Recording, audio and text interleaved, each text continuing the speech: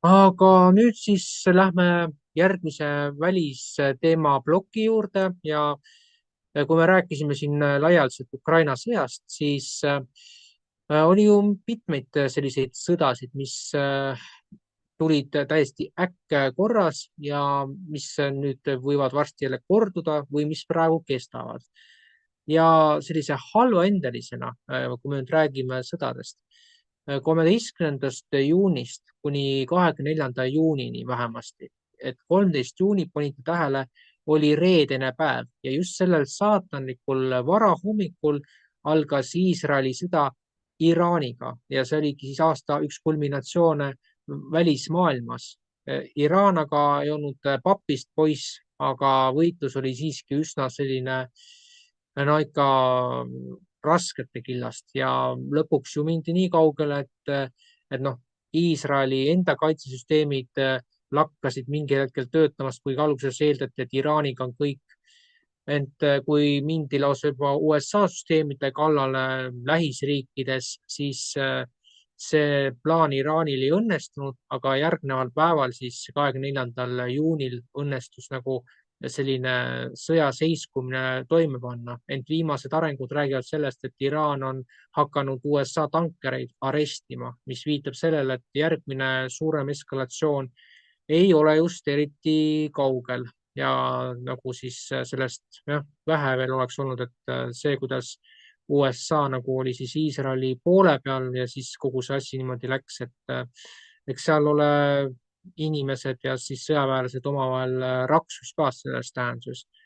Aga praegusel ajal, mil me seda saadet teeme, on USA Venezuelaga sõjas ja selle üks eesmärk on omandada naftat, mis on USA jäänud nagu selles suhtes Venezuelalt saadav nafta on jäänud neil nagu ilma, et USA-l on nagu põhjust olla kriitiline. Ja seonduvalt siis sellega on kaugemas plaanis ka plaanitud võimuvahetus, ehk siis Maduro suunatakse minema ja siis uus naisterahvas, kes on parempoolse vaatega poliitik, tema siis annaks õigused ära USA-le ja tema on osalenud ka globalistlikes tippkohtumistes, nii et siin on põhjust arvata, et see kõik pole niisama. Aga küsimus nüüd siit tõukuvalt on selline, et mitut sõda veel vaja läheb, et inimesed aru saaks, kui mõttetud on pidevad sõjarindejooned, milles üks põhilisi osatäitjaid on USA poolt, et me mäletame siin Afganistani sõda, Iraagi sõda ja muid selliseid sõdu viimaste aastakümnete jooksul, aga et see teema on selline USA poole pealt suhteliselt tundlik, siis annaks kõigepealt sõna Maikile. Ja no USA poole pealt rääkides on see nagu pilt natukene teine. Et kui rääkida seda, et kuidas Iisrael ja siis Iraaniga siis noh, niinimetatud sõda pidas, siis tegelikkuses on need asjad natuke teistmoodi. Kes on juut, mis on Iisrael, mis on sionist? Ma panin selle küsimuse oma tuttavale, kes ise on rahvuselt juut ja on elanud ka Iisraelis. Siis tema rääkis sellist asja. See on tema arvamus, see ei ole minu arvamus. Et on kaks eri asja, juudi rahvus ja sionistid. Netanyahu ja Soros, kõik teised, need on sionistid. Ehk nemad tahavad saada maailma vallutust, tahavad, et kõik käiksid nende järgi, noh, pangandus juba käibki ja nii edasi. Tavaline juut, kes elab Iisraelis, tema ei ole rõõmu tulnud sellest Netanyahust ja kogu sellest asjast. COVID ajal nemad olid ju kõige suurema ja kõige rangema siis korra all. Ja noh, neid süstiti põhimõtteliselt surnuks. Sionistid tahtsid saada kaasat endale, nad lasid läbi teha siis selle terrorirünnaku ja nii palju, kui nad selle ära tapnud praeguseks on. See, ma ei ole mitte mingisugune moslemite koos siis kummardaja, aga see ei ole ka normaalne ja ütleme normaalne vastus kas või selle terrorirünnakuna. See oli tahtmine sõda pidada, ennast laiendada, endale rohkem maad haarata teiste arvelt. Ja samamoodi on samad sionistid üritanud igasuguseid sõdu seal pidada ja nad üritavad alati USA-d enda kampa tõmmata. Kui panete tähele, USA kongressis väga paljudel on 2 passi, mida tegelikult olla ei tohi. On 2 passi ja teine pass on siis Iisraeli pass loomulikult. Ja ka ütleme valitsuses, ütleme eelmises valitsuses just kus Biden olid suurem osa kabineti liikmed, kõik olid Iisraeli passidega. Nii et see on niisugune suurem asi ja paljud USA-s on ärganud sellega. Et eriti praegusel hetkel, kui siis tulevad välja need Epsteini failid, tuleb välja, et seal taga oli siis vastavad Mossadi käsilased, kuidas siis meelega tõmmati orki poliitikuid, et saada nende vastu komprat, et saada neid ilusti konksu otsa. Ja see asi toimus siis USA-s. Ega siis teistmoodi ei toiminud siin ka, ütleme selle P. Diddy või mis ta nüüd nimi on. Ta vahetab neid ka nimesi kiiremini kui särke. Aga tema süsteem oli ka täpselt sama. Nii et nende luureorganisatsioon tegi seda asja. Kui vaadata Matt Gatesiga ma olen ise kohtunud, ülimalt normaalne inimene. Ja tema siis viimase intervjuus Tucker Carlsonile rääkis, kuidas see sama Mossad üritas temalt välja pressida $25 miljonit, et neil olevat väidetavalt pildid, kus tema on alaealiste lastega. Kuna ta teadis, et sellist asja pole olnud, saatis ta kukele, aga mitte ühtegi süüdistust ei esitatud, vaid käis siis sopameedias ehk siis mainstream meedias käis suur sopaloopimine, kus ilma ühegi tõendita, ühegi pildita tehti ta süüdlaseks. Ja ta avaldas, et see oligi, seal taga olid siis Iisraeli luureagentuurid. Ja eks see Iisraeli riik ongi juhitud kahjuks sionistide poolt ja samad juudid ka kannatavad selle peal. Nii et selles probleemis näiteks seesama, millest siin räägiti, kui Iisrael läks pommitama Iraani, siis Donald Trump ei teadnud sellest veel midagi. Et see ära lõpetada kiiresti, need niinimetatud väidetavad, need tuumaasjad, lihtsalt pommitati kähku ära, et see kriis ei saaks edasi minna. Aga tahtmine tuli see sionistide poolt ja nad tahtsid tõmmata Donald Trumpi konksu otsa ja tõmmata ta suurde sõtta. Nii, mis nüüd Venezuelaga on? Venezuela on kommunistlik riik, seal natsionaliseeriti kõik varad, ka USA varad võeti endale, sest et kuigi nad olid kõige rikkam riik, nad üks hetk otsustasid, et nüüd hakkame kommunismi ehitama, et naftaraha tuleb nii palju, et ehitame kommunismi. Nii, kõik läks tasuta, kuni selle hetkeni, kui süsteem kokku kukkus. Nii, pool elanikkonnast on sealt minema jooksnud. Teine pool proovib kuidagi ära elada. Suurem osa nad tegelevad narkootikumide, terrorismi, kõik võimaliku kuritegevusega. Sellepärast, et muud varianti ei olegi seal. Ja samamoodi siis USA-le kuuluvad õliväljad, nad võtsid endale. Kuigi see asi, et USA seal õli pärast on, ei ole päris täpne, sellepärast, et praegusel hetkel USA on üks maailma suurtematest naftatootjatest ja naftahind ju siin kukub iga päevaga. Eile ma ostsin kütust oli $2.50 oli gallon ehk pea 4 liitrit. Nii et ma ei näe sellel mingisugust otsest põhjust, miks neil oleks vaja seda Venezuela nafta kätte saada. Aga nagu ikka, eks USA igal pool üritab kuidagi kätte juurde panna ja režiimi endale sõbralikumaks teha. Et kui vaadata praegused arenguid Ladina-Ameerikas, siis järjest tuleb juurde riike, kus konservatiivid võtavad üle võimu.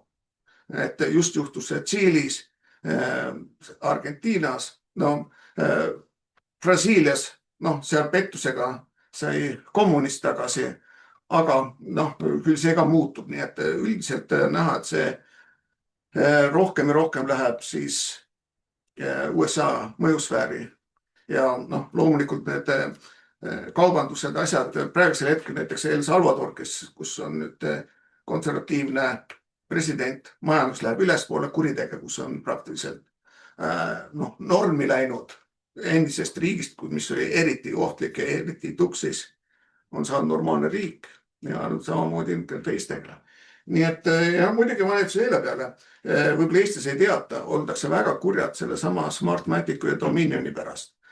USA-s on praegusel hetkel käimas mitu kohtukeissi, on Venezuela luureametlikud, kes on põgenenud USA-s, annavad tunnistusi, kuidas Smartmatic võltsis siis neid USA valimisi. Ehk Smartmaticu masinad olid need, mis lugesid siis pabersedeleid. Aga kuna nad nii palju lugesid päeva jooksul, siis nad andsid niisuguse vastava veaprotsendi ja see läks muidugi Bidenile. Ja see tuleb aina rohkem välja. Tuletan meelde, Eesti e-valimiste andmed käivad ka ju läbi Venezuela, sellepärast tekivadki need ajalised nihked, mida on raske seletada ja mis on ka mitu korda siin jutuks tulnud. Nii et nad tahavad saada kontrolli alla, et ärge mehed nokkige meie valimisi. Ja muidugi seal Venezuela taga on ju sama see Soros. Nii et mitte midagi uut pole siin, tahetakse kontrolli alla saada, tahetakse saada, et USA-s oleksid ausad valimised. Nüüd on kohe-kohe tulemas vahevalimised ja selleks ajaks on vaja see asi kontrolli alla saada, sest muidu kongress läheb liberaalide kätte ja Donald Trumpil on väga raske midagi edasi teha. Aga ma olen edasi.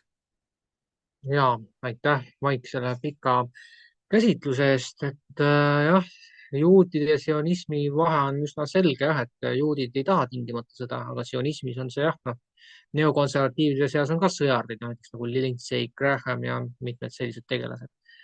Aga jah, see Venezuela küsimus on muidugi omaette teater selles suhtes et saame näha, mis sellest hakkab juhtuma, et huvitav see, et see ei mõjuta USA-s kütushinsid, aga elame-näeme. Ja siit annakski nüüd sõna edasi Tõnule. Kõigepealt Iisraeli ja Iraani sõjast. Ma jäin mõtlema, et kuidas see sai üldse võimalik olla, sest tuletage meelde, kuidas toimus islami revolutsioon Iraanis. See oli põhiliselt Prantsuse eriteenistuste erioperatsioon. Ajatollad said väljaõppe Prantsusmaal ja selle erioperatsiooni kiitsid heaks ka teised juhtivad lääneriigid. Ja neid ei huvitanud see, et Iraani šah oli olnud nende väga ustav liitlane. Neid ei huvitanud, et Iraan oli tol hetkel 79. aasta seisuga kõige läänelikum Pärsia lahe riik. Nad lihtsalt leidsid, et neil on kasulik, paneme seal võimule mingid usufanaatikud, hakkame ise seda asja juhtima seal.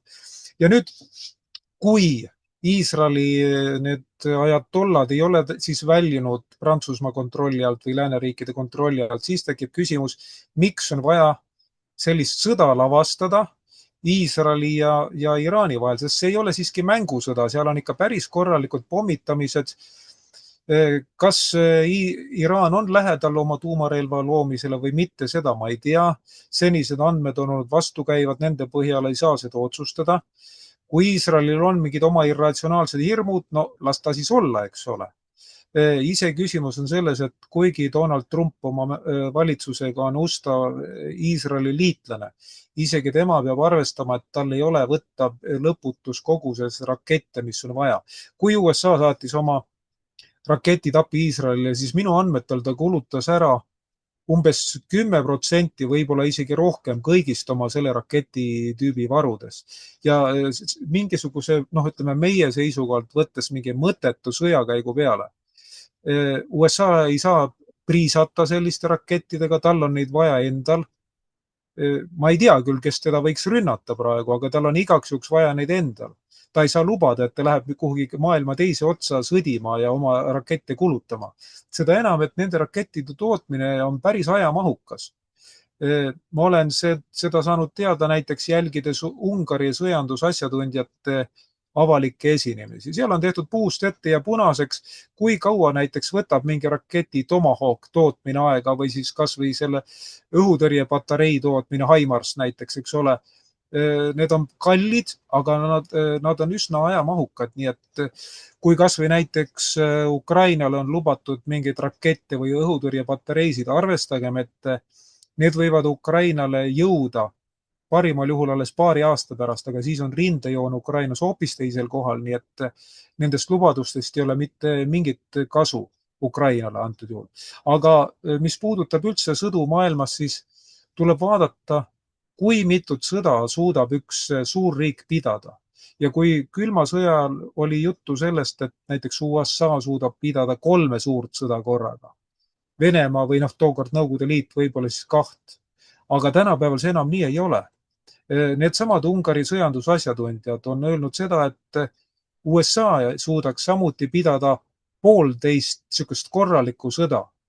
Sellist, kus ta tõesti saaks kõik oma ressursid mängu panna. Ta ei suuda enam isegi 2 korralikku sõda pidada. Ja mis me räägime teistest riikidest? Sama saab öelda Hiina kohta, sama saab öelda Venemaa kohta. Ma ei hakka mainima siin Prantsusmaad või Suurbritanniat või Itaaliat, eks ole, need ei tule üldse kõne alla. Võib-olla jah, Türgiga oma naabritega saab pidada 1 sõda korraga.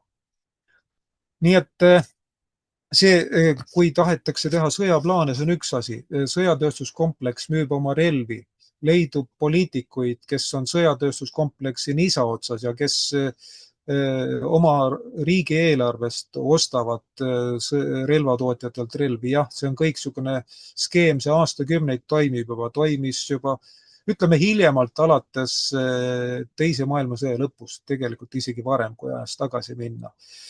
Aga tulles korraks Venezuela juurde, siis on huvitav, kuidas USA saab seal oma soove nagu täita või tahtmist läbi suruda, kui Venezuela on leidnud endale väga võimsad liitlased, nimelt Venemaa, Hiina ja Türgi. Ja nüüd mul oligi plaanis Türgist rääkida, aga ma teen seda seoses Venezuelaga, sellepärast et Türgi sõlmis Venezuelaga kaitsekoostööleppe ja vastavalt sellele leppele siis Türgi saadab, õigemini saatis teele, ma ei tea, kas ta on kohale jõudnud või mitte, saatis teele 12 sõjalaeva ja umbes 4500 sõjaväelast. Ja need sõjaväelased lähevad siis Põhja-Venezuelas rannikul olevasse sadamalinna, mille nimi on Puerto Cabello, ma loodan, ma hääldasin seda õigesti. Ja siis seal on nendele baas ehitatud, kus nad peatuvad ja selle baasi ehitas jälle Hiina rahvavabariik, kellel on samuti sõlmitud koostööleppe Venezuelaga. Ja siis ma kirjutasin igaks juhuks andmed välja. Hiina ehitas selle sõjaväebaasi sinna aastatel 2019 kuni 2023 ja kulutas sellele siis $890 miljonit USA. Ja sinna samasse baasi siis lähevadki Türgi sõjaväelased, Türgi 12 laeva patrullib pidevalt seal Kariibi merel ja need ei ole kaubalaevad, need on sõjalaevad. Samuti saadab oma väed Venezuelasse Venemaa. Minu andmetel 3200 sõdurit on lubatud saata ja siis ta saadab sinna ka oma strateegilised pommitajad Tu-160. Ja see on selleks, et siis ühispatrullida seal õhuruumis koos Venezuela ja vajadusel ka siis Türgi või Hiina lennukitega, aga kindlasti Venezuela lennukitega. Nii et kui on sellised nagu õhupatrullid, ma ei usu hästi, et USA lennukid lähevad seal nagu tüli norjama, nad saavad päris korraliku vastulöögi. Ja veel üks huvitav fakt seoses Venezuela ja Türgi koostööga, et siis Venezuela naftarajatisi kaitseb Türgi õhutõrje. Nii et on mõeldamatu, et kas USA või keegi teine riik läheks lihtsalt seda pommitama. Ja ma ei ütleks, et USA-l oleks nagu põhjust eriti tüli norida seal, ta võib mingeid poose võtta ja ta saab majanduslike vahenditega loomulikult survestada Venezuelat, aga sõjalistega ma ei usu hästi. Jah, ta saab teha mingit sissisõdu, mingit saadab oma partisanisaalgad üle piiri seal olukorda destabiliseerima, võib-olla teeb ka mingid atentaadid, aga mingit sellist võimsat rünnakut Venezuelale vaevalt tal õnnestub teha. Aga sooviksin Türgi teemal jätkata, sellepärast et see haakub Venezuelaga ja haakub ka osalt Ukraina teemaga, sest kui jutt oli selle tänase saate alguses sellest, et USA-l on plaanis tõmmata oma sõjaväeüksused Euroopast välja. USA on ju siiamaani Euroopat kaitsnud ja USA järel tugevuselt teine sõjavägi NATO-s ongi Türgi sõjavägi. Minu andmetel on selle suurus 355 000 tegevsõjaväelast. need, kes on pidevalt nagu teenistuses. Ja nüüd Türgi siis lisaks sellele, et ta nüüd sõlmis koostööleppe Venezuelaga, tal on koostöölepe ka Venemaaga, tal on koostöölepe Hiinaga ja põhjus on selles, et alates aastast umbes 2012 tosina aasta jooksul USA, ütleme otse, oli lihtsalt kottinud oma suurimat liitlast selles piirkonnas, nimelt Türgit. Ta oli Türgile igasugu majandussanktsioone kehtestanud, siis ta ei lubanud neil relvi F-35 näiteks ei lubanud sellele programmile enam ligi. Ja Venemaale kehtestatud majandussanktsioonid tekitasid Türgi majandusele korraliku põntsu. Näiteks Türgil langes Vene turistide arv umbes 40% ja Vene turiste käis ju muidu, see oli 6 miljonit tuli aastas. Ja see tähendab, et kui need langesid ära, siis Türgi sai ainuüksi selles sektoris sai kahju 8 miljardit. Aga veelgi suurem kahju oli see, kui näiteks Venemaa vastase sanktsioonide tõttu kaotas siis Türgi Venemaaga sõlmitud ehituslepinguid 65 miljardi dollari ulatuses. Ja oligi nii, et pärast löödi see kahju kokku, tuli välja vähemalt 340 miljardit dollarit, mitte miljonit, vaid miljardit. Ja siis Türgi leidis, et talle aitab. Türgile ei meeldinud ka see, et USA oli varustanud relvadega kurde nii Süürias kui Iraagis ja sealt üle piiri need olid jõudnud ilusti Türki need relvad. USA muide toetas Süüria ja Iraagi kurde vähemalt 3,7 miljardi ulatuses relvadega. Ja kui oli 2016. aastal Türgis riigipöörde katse, siis selle taga Türgi andmetel, Türgi luure andmetel oli USA luure keskagentuur. Tookord taheti siis Erdogan kukutada, aga see ei õnnestunud. Kas õnneks või kahjuks, ma ei tea, aga see ei õnnestunud ja siis kogunes seda rahuldamatuse tunnet ja lõpuks Türgi siis 2024. aasta novembris otsustaski, et tal aitab ja ta sõlmis Venemaaga ta sõlmis strateegilise kaitsekoostööleppi juba 2007. aastal. Aga 2024. aastal ütles nagu lõplikult siis, et ta aitab küll. Ta ei astunud NATOst välja, aga ta sisuliselt keeldus allumast NATO korraldustele. Ja tookord välisminister Blinken sõitis küll, see oli 8. novembril 2024, kui õigesti mäletan, sõitis veel nagu olukorda lappima sinna Türki, aga ei, Türgi juhtkond ütles otse, et te olete meid 12 aastat järjest kottinud. Te olete meilt ainult võtnud, pole meile mitte midagi andnud, samas kui Venemaa raskes olukorras meile andis 25 miljardit abi, ei nõudnud mitte mingeid asju. No mida te siis tahate? Ja oligi niimoodi, et Blinken jäi pika ninaga ja Türgi on pärast seda ajanud iseseisvat poliitikat ja nüüd kas ta astub ametlikult välja või mitte, ma ei tea.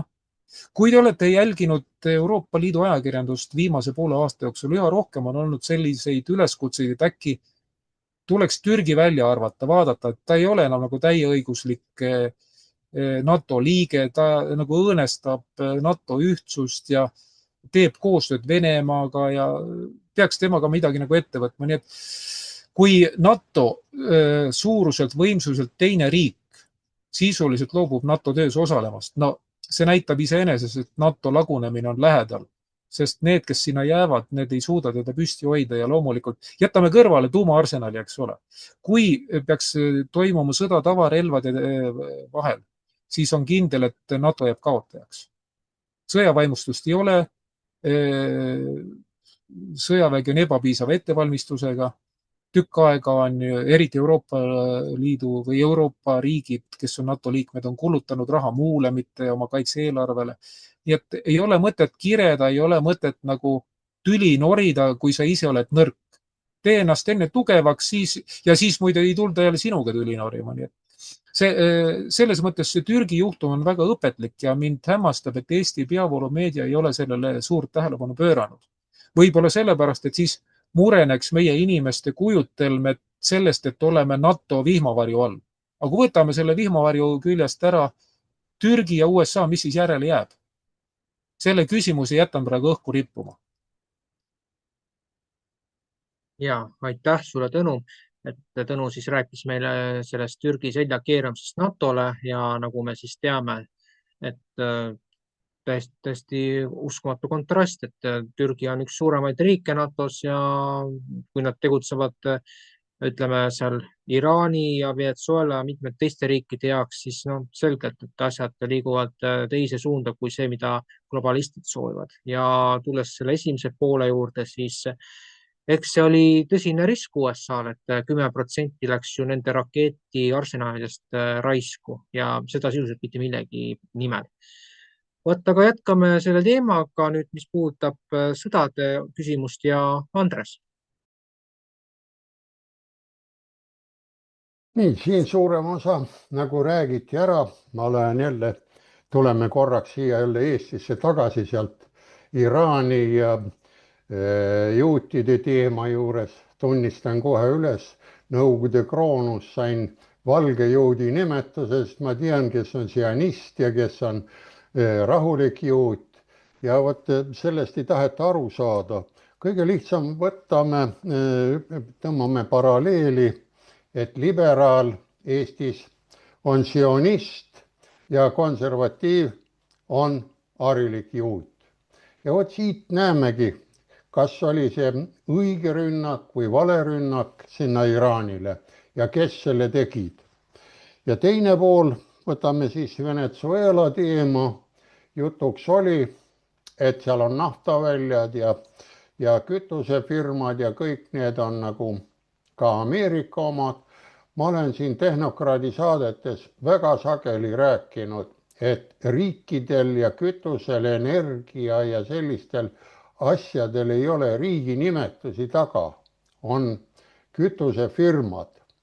Ja kütusefirma ongi, kui ta palub kellegilt abi, on ta Ameerika või Venemaa või Hiina, et aidata tal neid kütusetarneid või neid asju toimetada, siis tulevad need suured riigid lihtsalt appi, nii et arvestage igal juhul sellega, kellel on kütus, see on kütusefirma oma, see on oligarhide oma, siin oli ju, kui võtame Vene oma, oli üks kõva oligarh, kelle ta kohe hävitas, ära hakkas vastu ja Hodorkovski või mis ta nimi oli. Nii et jõudsime siia kolinaga Vene kütusefirmade juurde.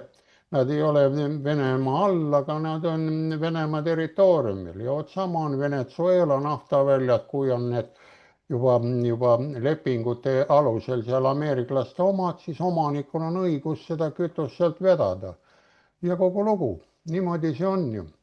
Ja praegult õnneks veel meil on, ütleme Eestis, omad kütusevarud veel maa sees, aga ruttu liberaalidel lasta need allkirjad alla kirjutada 10-5 aastaks ja veel natukene lisada, mis on, ütleme, et räägime, et siin Venemaa on kogu aeg nagu tuleb kallale, võtame selle Amuri ja selle Kaug-Ida, Habarovski, see on kõik Hiina käes.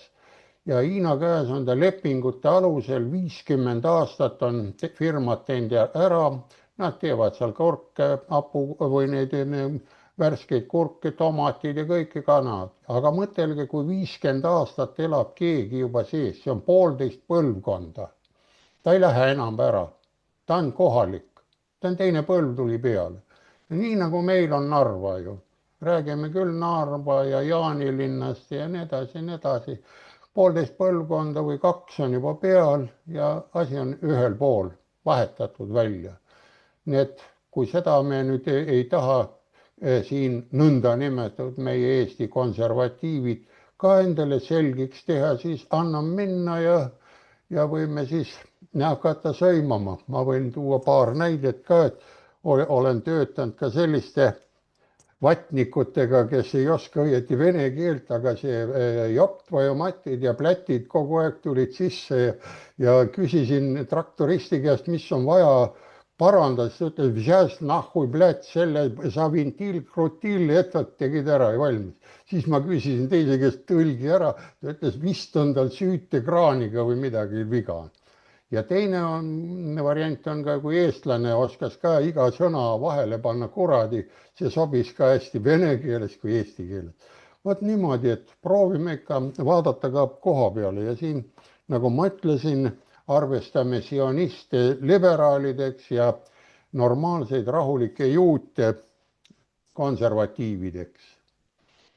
Ja mina ise olen valge juut. Niimoodi need päris juudid ütlesid mulle seal Nõukogude Kroonus.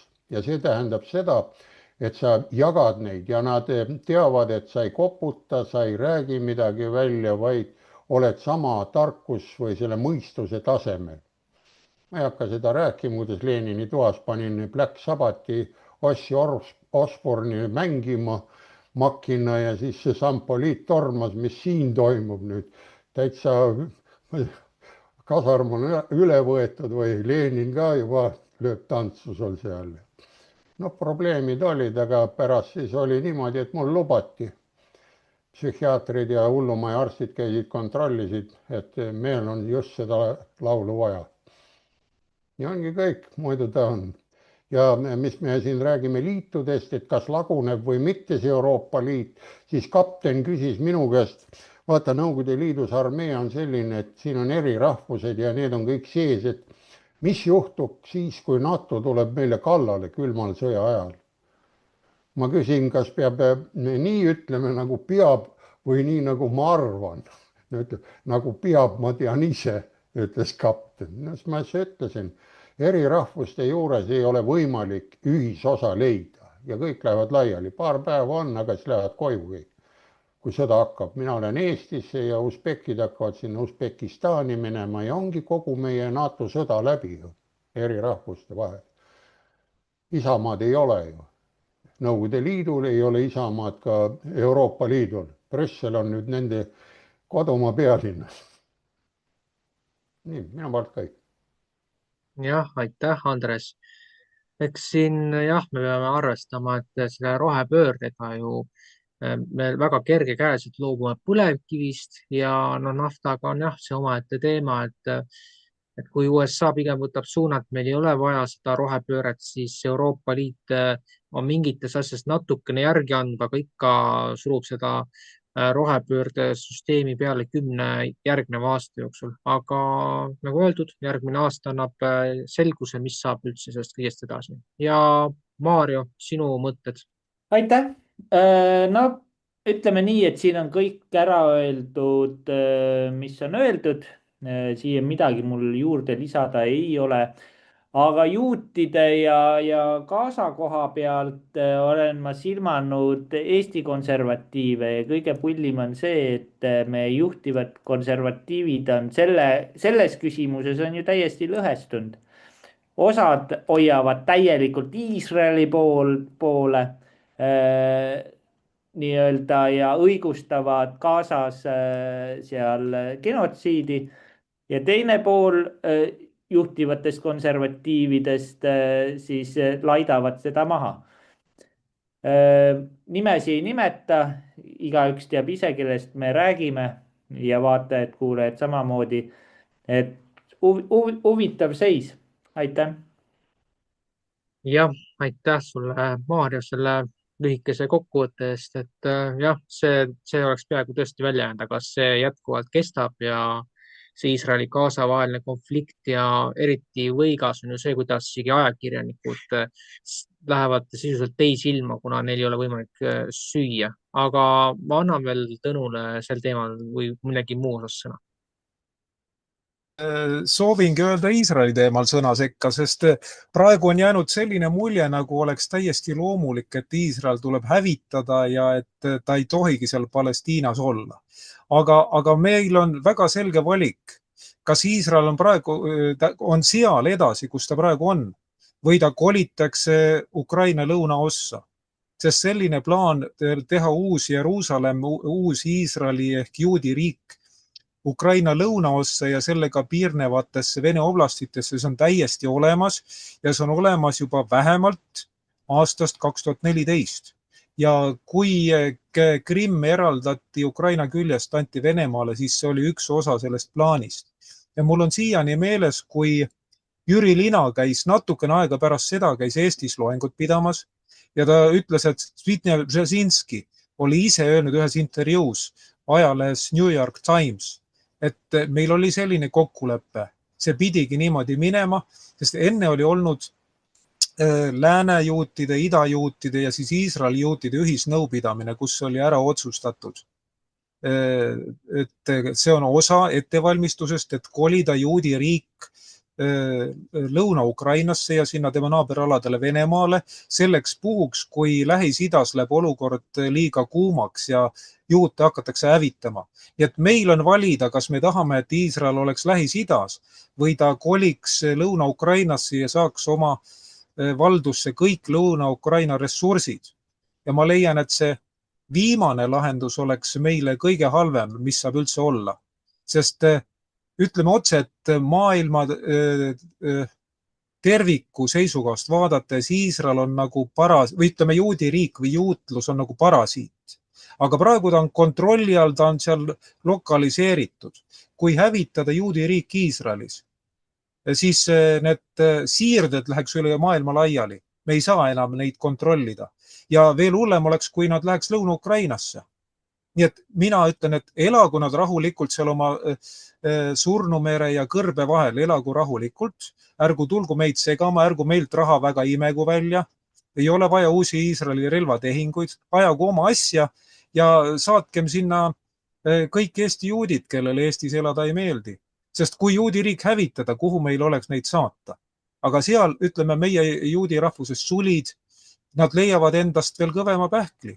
Seal on sellised juudid juba ees ootamas, kes on neist märksa haritumad, neist märksa nutikamad ja seal neil enam oma pettuskeeme teha ei õnnestu. Nii et meie huvides on, et Iisrael püsiks seal, kus ta praegu on. Ja mingid jutud sellest, et Iisraeli riigil pole õigust olla seal, kus ta on, mina arvan, need ei ole tõsiselt võetavad.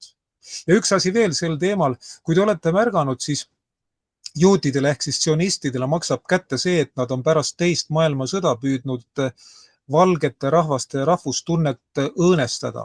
Eriti just ajakirjanduse kaudu on üsna tüüpiline, et juhtivates lääne ajakirjandusväljaannetes on juhtivatel kohtadel juudid ja nad on kõik see 1945. aastast möödunud aja jooksul püütud teha endast oleneva, et nõrgestada Euroopa rahvaste elujõudu, rahvustunnet, tekitada neis süütunnet.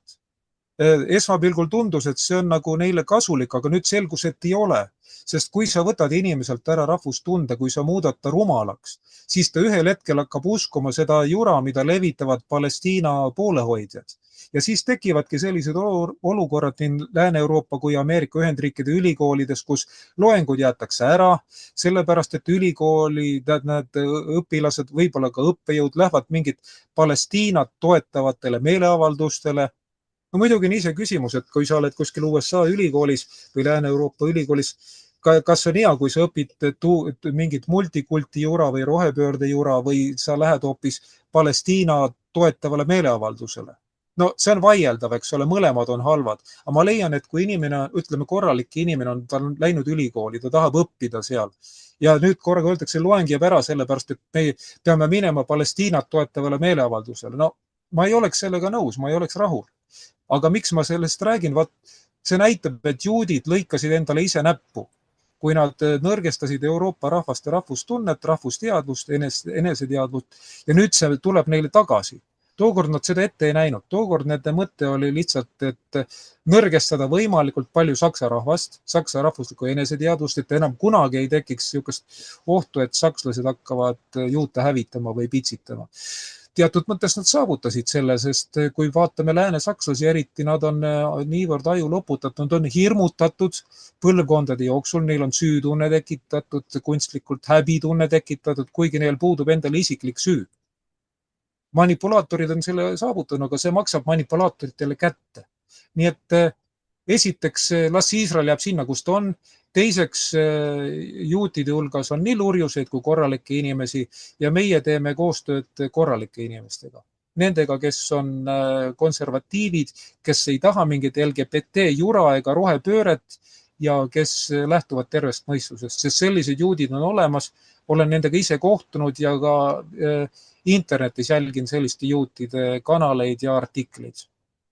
Selline seisukoht praegu. Aitäh, Tõnu, ja annaks veel sõna Maikile. Ja tahtsin väikse kõrvalpõikena mainida selle, et siin avaldati siis ajakirjanduses nimekiri neist, kes siis organiseerisid ja finantseerisid niinimetatud need Palestiina siis meeleavaldusi siin USA ülikoolides. Ja minule täiesti uskumatuna tundub see, et 8 põhisponsorist 4 olid juudi organisatsioonid. Kohe otsesed juudi organisatsioonid, kus on ka nime sees, et nad on juudi organisatsioonid. Kui panete tähele Greta Thunbergi, kes on ju Rothschildide järeltulija, nende perekond on siis Rothschildide järeltulija. Tema käib ka ju igal pool see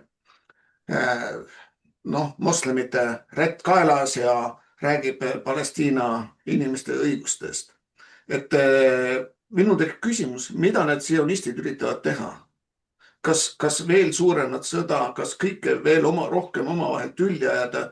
Või mis asi see käib? Ükski normaalne asi minule ei seleta ära, miks aetakse siis juudi rahadega siis veel nagu siis sõda suuremaks, et äkki keegi oskab selle kohta mingit infot anda?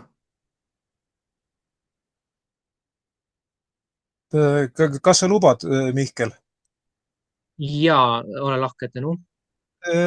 Siin on asi selles, et relvatootjate hulgas on palju juudi päritolu isikuid ja nendel on põhimõtteliselt ükskõik, mis raha toob sisse. Need on sellised inimesed, kes nad nagu nimetavad ennast juudiks, aga nad on kaotanud sideme selle juudi heas mõttes konservatiivsusega. Ja need on ka sellised inimesed, kes, kui neil on kasulik, nad toetavad selliseid ettevõtmisi, kus on ollakse juutidele vaenulikud. Nii et arvestagem sellega, et juutlus ei ole ühtne. Kui on kriisiolukord, jah, muidugi 2 juuti võib leida ühise keele või ühisosa, kui vaenlased on mitte juudid. Aga arvestagem, et niipea, kui juutidel kaob ühine vaenlane, nendel läheb ka omavaheliseks andmiseks. Ja näiteks minu andmetel George Soros on Iisraelis üsna põlatud ja põhjus on mitte sellepärast, et nad ei oleks rahul tema tegudega väljaspool, vaid ta on omasid petnud. Ja kui sa omasid petad, juudid sulle sellist asja ei andesta. Ja Vene rabbi Mihhail Finkel oma venekeelsetes YouTube'i loengutes on veenvalt põhjendanud, miks enamus USA juute, kes läksid USA-sse elama, hakkasid pooldama demokraatlikku parteid. Siin ei ole midagi teha, sellega tuleb arvestada ka seda, et nendel juutidel on rahvustunne nõrgem kui nendel juutidel USA-s, kes pooldavad vabariiklikku parteid. See paratamatult on niimoodi. Ja kui näed kedagi, et keegi juut ütleb, et ta on maailma kodanik, ta on kosmopoliit, siis on suurem tõenäosus, et ta on ikkagi USA demokraatliku partei poolehoidja või valija või koguni tegija seal, kui et ta on vabariikliku partei esindaja. Nii palju siis juudi teemal, aga kui ma sooviks ka korraks aastale tagasi vaadates tuua välja ühe hea asja, see on see, et Euroopa Liidus hakati vahele võtma suuri ninasid. Ja et Eurokaja ning Ursula pöörasid omavahel tõsiselt tülli. Meie peavoolumeedia ei võimendanud aasta jooksul selliseid juhtumeid, aga neid siiski oli. Ja kuni asi, minu meelest novembris või detsembri algul, millal see jõudis nii kaugele, et tehti Mogherini juures, kes on endine Euroopa Liidu välisesindaja või selle juures tehti läbiotsimine. Nii et näete, sealgi puistatakse ja on lootus, et järgmine aasta see veelgi aktiveerub. Ütleme, kui aastale tagasi vaatame, siis siiski oli üsna palju head. Püüdkem vältida ainult keskendumist ebameeldivatele asjadele. Vaadakem ka, et oli olemas täiesti häid sündmusi, lootust tekitavaid sündmusi. Praeguseks minult kõik. Aitäh, Mihkel! Aitäh, Tõnu! Ja ma siia veel paar sellist jutupunkti lisan juurde seoses sinu käsitletuga, et märgiline on see, et Iisraeli president ja välisminister külastasid sel aastal Eestit ja põhjus oli ju selles, et tekitati siia saatkond ja mul tekib nagu selline kahtlane tunne, et ega see saatkonna tegemine siia Eestisse polnud niisama, et siin hakkavad mingisugused omaette nähtused nüüd toimuma, et Ukrainast rääkides, siis kui nüüd sõda peaks lõppema, siis räägitakse ka, et osa juute kolib Ukrainasse, aga eks aega on arutlust ja mis puudutab seda kunstiakadeemia teemat, millest siin suvel räägiti, siis on ju selge, et et kunstiakadeemias on palju moslemimeelseid üliõpilasi, kes Iisraeli tegevust üldsegi ei poolda ja selle tõttu lõpetati jah, ühe inimesega lausa koostöö ära, nii et ajad on tõesti sellised üsna ootamatud. Niimoodi, aga nüüd siis räägime veel ka tulevikust, enne kui me jõuame ennustuste juurde ja küsimus selliselt on nüüd niisugune, et milliseks meie elukeskkond kujuneb, kui juba tänavu oli saaki vähem, Eestis oli seda eriti tunda, kes elas Lõuna-Eestis, seal oli pidevalt vihmasadusid, mujal oli erinevaid põhjusi, aga ütleme, et kui näiteks Kesk-Eestis oli saagikust natukenegi, kas rohkem või siis keskmiselt, siis mitmel pool mujal just tänu sellele, et päikest eriti ei paistnud. Lõunas me rääkisime, et vihma sadas iga päev ja see ei olnud looduslik vihm. Ja me teame ka seda, et Ameerikas toimusid väga mitmed mastaapsed üleujutused, mistõttu võib öelda, et see oli järjekordne ilmaga manipuleerimise tagajärg. Ja siin on ju mitmeidki asju veel olnud nii meil kui ka mujal maailmas. Ja selles taustal eriti, kus majandus on juba kataklüsmi lähedal, millest me siin ka rääkisime, et väärismetallide hinnad on tõusmas järjest enam rekorditasemel lausa kogu selle ajaloo jooksul ja samal ajal sularaha, sularaha võib ju veel olla, aga mitte enam kauaks ilmselt. Samal ajal need dollarid, eurod on omaette sellises langustrendis, siis mis siin üldse järgmine aasta saab, kas me saame midagi enam kasvatada või mis meil siin üldse ees ootamas on, et kuna siin USA-d ma mainisin, siis kõigepealt annaks sõna ehk Maikile. Ja, mis ma selle kohta öelda oskan? Ma arvan, anna kellegi teisele. No hästi, aitäh sellegipoolest. No siis Tõnu, mis sa arvad sellest järgmisest aastast, et kas me saame üldse midagi kasvatada või mis siin saab? No me ei pea olema tingimata sellised oma siseturust sõltuvad.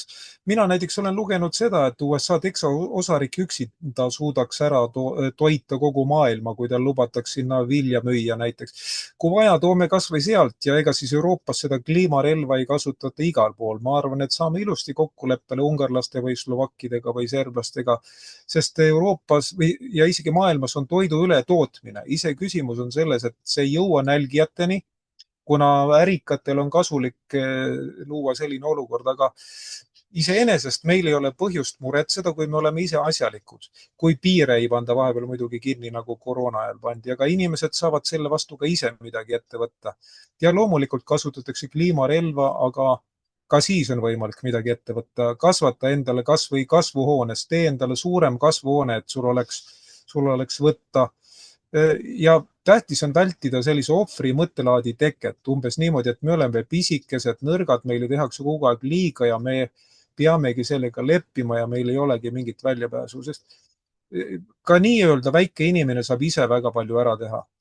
Tänapäeval elab meie infoajastul, saame võtta teiste maade kogemusi, meil on oma rahva kogemus, kuidas toime tulla raskel ajal. Andres Saukas näiteks on öelnud, et igaüks saab endale ise panna mingi koju tuuliku, et tal oleks oma elekter kohe võtta, ta ei pea olema Eesti Energia nisa otsas pidevalt. Kõik on tehtav ja enamasti siiski ka suhteliselt odavalt. Ma tulen korraks raha juurde, sellepärast et sellest on täna veidi vähem juttu olnud. Kullast oli juttu, rahast on vähem juttu olnud. Jah, on kaks suunda tegelikult. Üks on see, et ostetakse kulda, sellepärast et rahale tahetakse anda kullakate.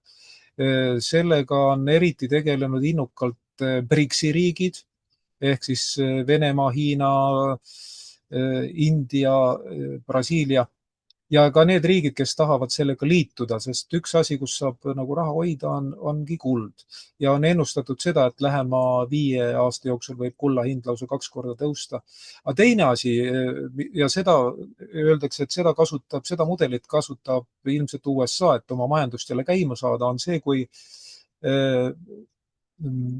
võtta kas Bitcoini või muu krüptoraha kasutusele innukamalt kui seni. Ja põhjus on üsna lihtne, sest USA võlakirjade 2 suuremat omanikku, nimelt Jaapan ja Hiina, on asunud nendest kiiresti vabanema. Ja kui mõlemal oli enne ostetud üle $1 triljoni väärtuses, siis vähemalt Hiina on neid nii palju müünud, et minu andmetel tal on neid 850 miljardi väärtuses alles ja ta müüb neid veelgi. Sest tal ei ole kasulik USA võlakirju enda käes hoida enam, eriti pärast seda, kui USA uus valitsus kuulutas välja mingid survemeetmed, majanduslikud survemeetmed Hiinale. See tähendab seda, et kui USA võlakirju müüakse, USA peab leidma võimaluse, kus ta nagu asendab, kus ta saab väärtust juurde. Ja kui ta lihtsalt raha juurde trükib, sellest üks ei piisa, sellel ei ole katet. Ja siis on toodudki näide, et on 2 võimalust, kui on niisugune nagu stabiilsust sooviv majanduslik lähenemine, siis ostetakse kulda palju. Ja kui on selline dünaamilisust pooldav majanduslik lähenemine nagu USA puhul, siis raha paigutatakse krüptorahasse, eriti Bitcoini. Aga nüüd ongi küsimus selles, mis saab odavast Jaapani jeenist, sest see on siiani olnud, ütleme, viimase 30-40 aasta jooksul USA majanduse õitsengu alus. Ja kui Jaapani jeen on liiga kallis, siis USA peab oma majanduse ümber kujundama. Ja samas tuleb arvestada seda, et jah, et USA ja Hiina majandus on omavahel tihedalt seotud. Nad ei saa teineteist eirata, isegi kui nad väga tahaks. Ja see omakorda puudutab ka meie inimesi. Nii nagu puudutab meie elu ja hindu siin naftahinna kõikumine või geopoliitilised muudatused või kui kuskil rohepöörde tagajärjel kaovad töökohad ära, majandus kolib teise riiki, tootmine kolib teise riiki. Kõik see mõjutab hinna kaudu ka meie tarbijat. Nii et need meie vaatajad, kes arvavad, et tegemist on mingi kitsa haritlaste klubi niisugune vähe huvitava teemaga, et nad andku endale aru, et see jõuab ringiga ükskord nendeni. Kõik need geopoliitilised muutused, makromajanduslikud muutused jõuavad ükskord nendeni ja nemad peavad oma taskust selle kinni maksma. Mike tunneb praegu oma naha peal, mis tähendab, mis juhtub, kui majandus tasapisi hakkab uuesti korda minema, siis hinnad normaliseeruvad, inimeste vaesumine pidurdub ja pöördub tagasi. Aga meie ei ole sinnani veel jõudnud, kuna meil Eestis ja ka Euroopa Liidu enamikes liikmesriikides ja Euroopa Komisjonis on enamuses juhmid või otseselt pahatahtlikud inimesed. Aga minu ennustus järgmiseks aastaks, 2026. aastaks on see, et selliste inimeste mõju ja osakaal üha väheneb ja elu loksub paika. Aga ennem seda, kui ta läheb paremaks, ta läheb mingi aeg läheb veel halvemaks. Kuid lootust paranemiseks on. See ei ole lihtsalt pime lootus, vaid see on seaduspärasus, nagu Andres Saukas ütleks, et see on loodusseaduspärasus. See on vältimatu, lihtsalt see tuleb läbi käia. Kui suuri kannatusi see meile tekitab või mitte, see oleneb igaühest meist endast, oleneb sellest, kuidas sellele reageerime. Aga kuna ta on paratamatu, et algul läheb halvemaks, seejärel paremaks, siis meil on kindel teadmine. Ja sellele teadmisele saame loota. Ütleme niimoodi, et looda Jumalale, aga ära ka ise maga, ära istu käed rüppes. Selline sõnum. Jah, aitäh, Tõnu. Siit ma veel enne, kui ma annan edasi sõna, ma markeeriks paar sellist asja. Kõigepealt, mis puudutab aegade raskemaks muutumist. Siin sellest ma ei ole veel siin saates rääkinud, aga varasemalt olen sellest teemast puudutanud. Nimelt Stardust kavandab aprilliks 2026 ilmastiku modifitseerimist ja see on kusjuures USA, Iisraeli ühisettevõte. Ja nüüd, kui see hakkab otseselt mõjutama meie ilmastikku, siis me ei räägi lihtsalt sellest, et taevas läheb pilve ja kõike muud sellist, vaid see tähendab ka seda, et tekib reaalne oht selleks, et kasvaksid laialdaselt maailmas geopoliitiliste konfliktide teke. Ja mida see siis meiega kaasa toob? No eks ühiskond muutub selgelt rahutuks ja minu arvamuse järgi, see on minu subjektiivne arvamus muidugi, aga järgmised 3 aastat saavad ühiskonnas olema otsustava tähendusega ja kas juba järgmine aasta saabub see raskuste kõrgpunkt või nihkub see veel edasi, see on juba meie enda teha, et kas me laseme endast üle sõita või meil on söakust midagi ise ka otsustada. Niimoodi, aga lähme edasi Andresiga, palun. Nii, lähme jälle ajalukku natukene. Nõukogude kroonu räägime siin, et varsti oleme nälgas, ei jääme sugugi nälga. Lihtne näide, olin 1976, olin sõjaväes ja sõin sama vana liha, kui ma ise olin konservist.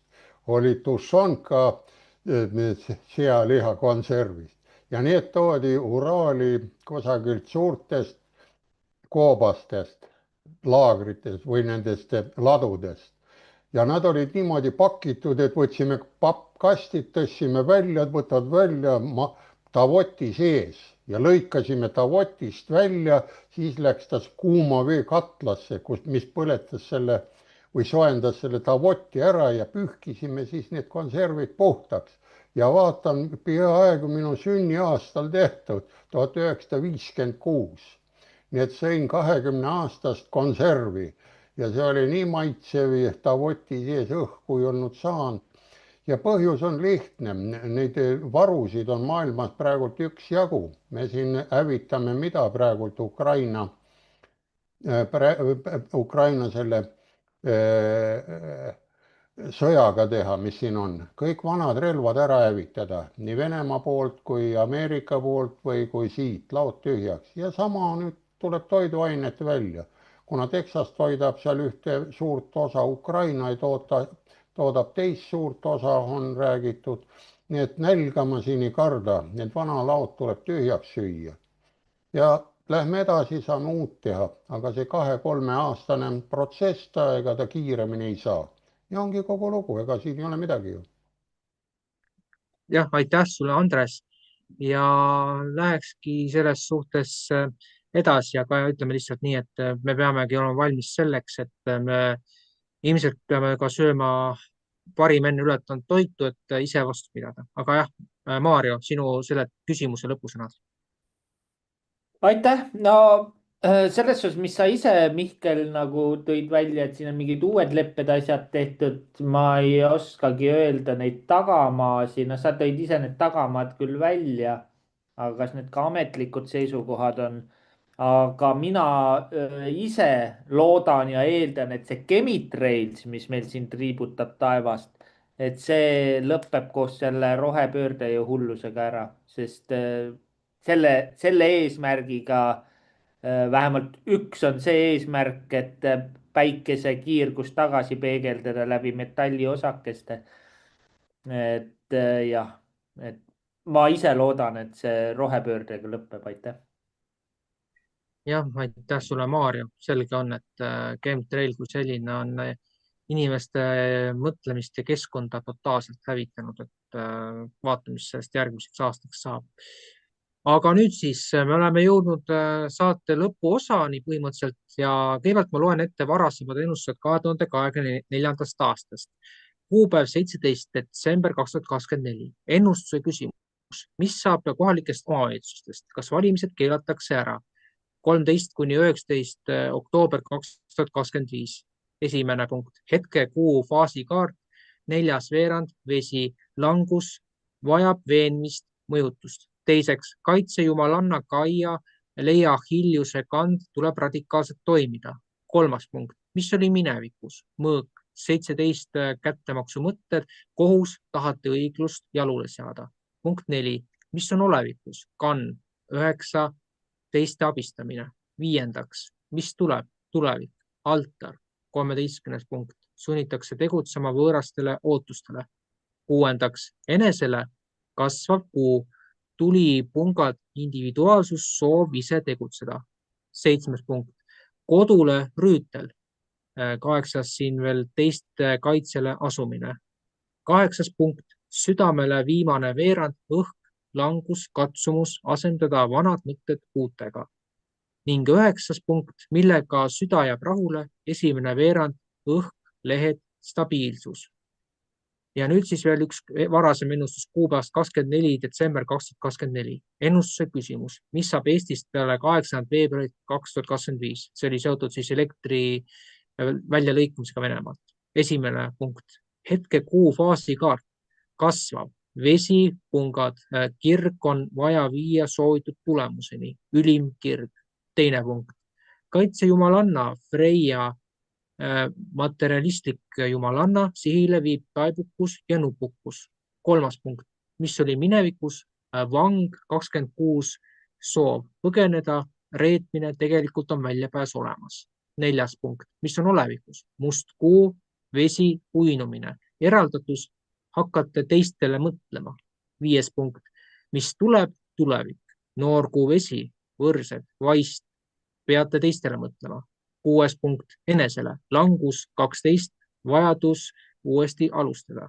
7. punkt, kodule täiskuu, õhk, õis, lahendus tuleb. 8. punkt, südamele, sild. 6. punkt, kompromiss, ühisosa, rahu sõlmimise kaart. Ning 9. millega süda jääb rahule, allikas. 10. punkt siis annete jagamine teistega. Ja nüüd siis lisaks küsimused, millele veel Andres Saukas teeb meile ennustuse. Ja need küsimused on, kas liberaalne võim kestab järgmise aastal 2026 edasi? Kas eestlased viitsivad järgmine aasta ka mõne protesti teha või hakkavad veidi liigutama alles enne valimisi? Ning 3. kas Eestis on mingit järsku muudatust 2026. aastal tulemas? Ja annakski nüüd sõna siin Andresele. No võtame siis ette, need eelmised saate üle vaadata, kas läks kokku, ise vaatan üldiselt, ta läks kokku. Oli lühidalt kokku pandud, niimoodi ma siis võtame. Ja võtan siit ära, hakkan lugema ära, 24. ma tegin, jõululaupäev ja kaart oli sellel hetkel, faasikaart on noor kuu, õhk, võrsed, idee tuleb sisse. Nii et sellel ajal võis väga ilusti noor kuu alustas teha. Ja see tähendab, et askelduste ja uute algustegevuste aeg. Nii et kõigil nendel on esimene punkt, on just see hetkekuus. Ja võtame siis seda pidi, ma võtsin ette, kas eestlased viitsivad järgmine aastaga mõne protesti teha või hakkavad veidi liigutama alles enne valimisi. Nii et vastused hakkavad siis tulema. Need kaitse jumalannaks tuli Demeter, kompromiss ettepanek. Ja siin ütlebki, kaitse jumalanna mõtleb selle koha peale, et parem varblane pihus ja proovitakse kõik asjad ära kasutada. No, et teha ikka kõik õige korda, nii nagu see kaitse jumalanna lubab nagu minna. Aga ei tea, kas liberaalne jääb. Nii, edasi. Ise vaadake, siin ta on tulnud, siin ma ei hakka kommenteerima, seda saab kontrollida. Siin ütleb, et liberaalne tahab olla, aga ise vaatab.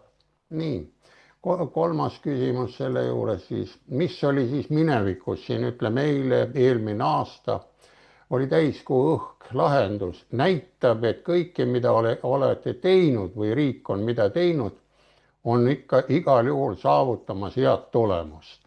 Näete, see liberaalide vastu võitlemine, ma arvan, et siin on isegi, kui hakata teile kärbseid pähe määrima, nii nagu nad teevad, e-valimiste kogumine, sellele mõtlemine, näete, näitab, et on tulemus. Mis on olevikus oli nüüd? Praegult on. Tasakaalu on vaja kallutada enda suunas. Ma ei hakka neid kaarte lugema, nii et jälle mõtelda selle koha pealt. Nii, mis tuleb tulevikus? Nüüd. Tulevikus ei kannata oodata, tuleb tegutseda, nii et Mait, mõtle ise. Nii ei anna kannatada, peab tegutsema. Midagi kirjutab. Nüüd enesele, see tähendab, mis Eesti riigile või siin, mis siin oli. Siin on kõik oma tegevusest sõltuv tegevus. Kodule on aeg möönduste tegemiseks, uute olukordade tegemiseks. Ja nüüd südamele, mis jääb kõigile, ütleme rahvale, kõik, kes siin vaatavad ka meie saadet ja teised, mõelge nüüd selle kohta, mis see küsimus oli, kordame ära. Siin ei ole tegemist, on pulmade tarokaart tuli küll ette, aga siin ei ole tegemist pulmadega tema õiges tähenduses, kuid siit saab teada olukorrast ja võimalusest sellega kohaneda. Vot nüüd ongi, siin on nüüd kõik näidatud ära praegult, korjame ja tahame saada, kas see liberaalne võim on, ta proovib hakata olla, aga kui me tegutseme, kaob ära. Ja siin ei olegi midagi kohaneda, ei lubata tegutseda. Nii et vaatame, mis saab. Seda saab ju aasta pärast kontrollida, kas see liberaalne võim kestis järgmise aastani või juba nüüd ta muutub ja tekitab segadust niimoodi, et paljud kipuvad jooksma ja ühest erakonnast teise veerema või kuidas nad nii ise nimetavad ennast. Ratas ju ka on nimi, see võib veereda. Nii, järgmine küsimus oligi, kas eestlased viitsivad järgmine aasta ka mõne protesti teha või hakkavad veidi liigutama alles enne valimisi? Oota, seda ma ju lugesin. Ei ole, ma panin nüüd mõlemad segamini, 2 tükki. Veel parem. Tuli ette. Aga siin on, proovitakse ära kasutada. Nii, vaatan ära. Kas tahavad protesti teha? Nii et proovitakse ära kasutada. Nii, mis oli minevikus? Toimus midagi sellist, mida ei saanud te mõjutada. Tähendab, oli mingi protest, oli mingisugune tegevus. Nii, mis oli olevikus, tuleb teistega arvestada, muutus igal juhul tuleb. Mis tuleb, tuleb olla jäigalt kivine. Ütleb ära, kui tahate protesti teha, tuleb teha, mitte vahtida. Ja ma arvan, et siit see tuleb. Enesele on sõbra käsi sirutatakse kõige ootamatumas olukorras. Vaat see on nüüd kellele kuidas, just et kui lähed protesti tegema ja hakkad liigutama, siis sõbra käed tulevad välja need.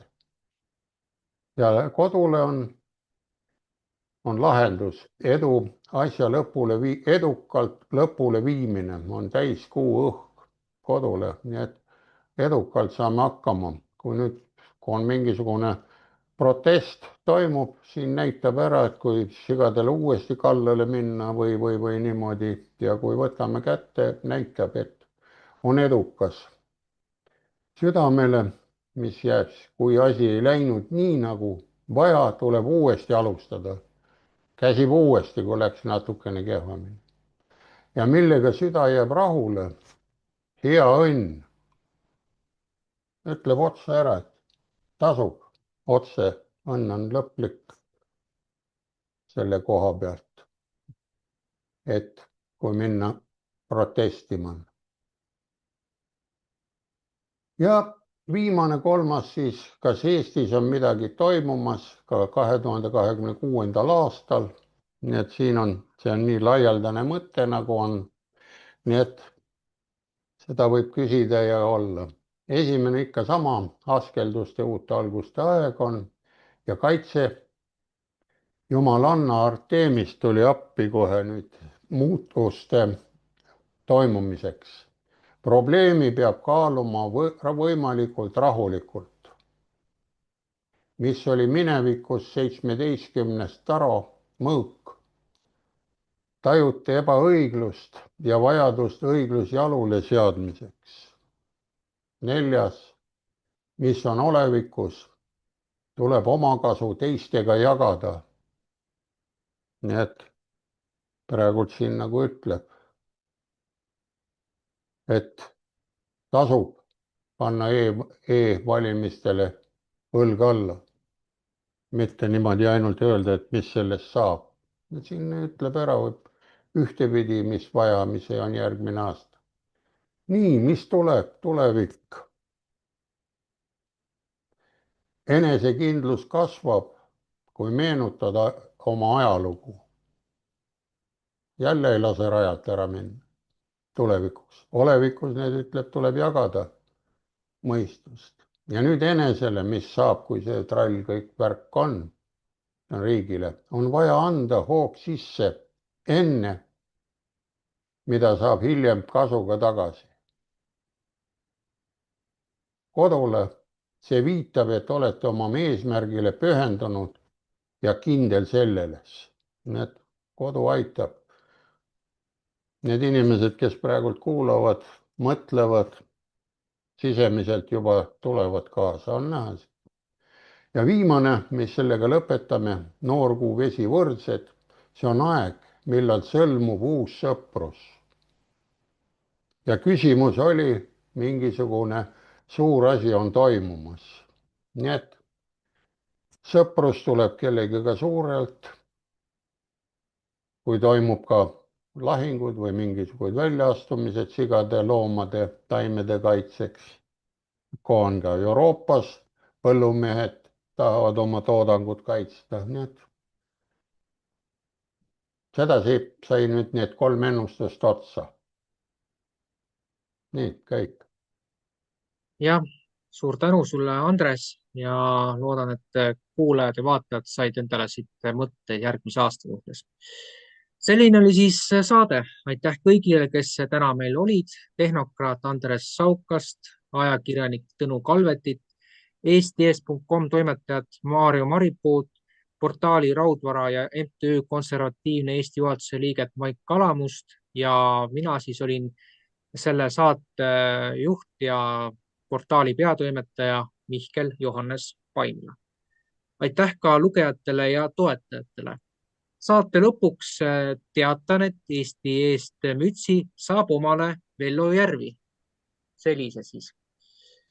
Vello saab kirjutada Mihkel, JP, Mihkel suur algustäht ja JP suured tähed @proton.me meilile. Võimalusel saab mütsi kätte ka Tallinnas vastavalt kokkuleppele.